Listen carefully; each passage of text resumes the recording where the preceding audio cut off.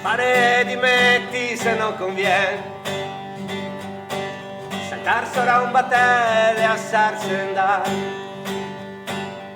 30 anni di attività per i Radio Fiera, 30 anni di rock in dialetto per la band nata in una cantina dell'asilo vecchio di Fiera che l'allora parroco Don Giovanni mise a disposizione di Ricky Bizzarro e Beppi Fedato, che con altri giovani del quartiere condividevano la passione per la musica. Ce l'aveva data proprio per dire ste fuori da strada, no? Cioè era questo il concetto, perché anni 80, il 1980 stiamo parlando. Quindi ci ha dato questa cantina buia, umida, che noi abbiamo, come dire, senza reazione, e vivevamo là dentro. E abbiamo iniziato a fare musica lì dentro e da là poi siamo finiti a La Habana, a Cuba, a suonare. Sotto a quarta tre colombe, sotto a terra anime perse, sotto banco e me busie, sabbia dentro fiera. Un successo che li porta in tour in Italia e oltreoceano, ma alla fine li riporta a Treviso, rinunciano a tournée nazionali e decidono di restare in terra veneta.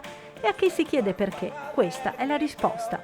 Perché sono un provinciale, perché io sono, come dire, radicato proprio nel territorio, sono piantato, le radici.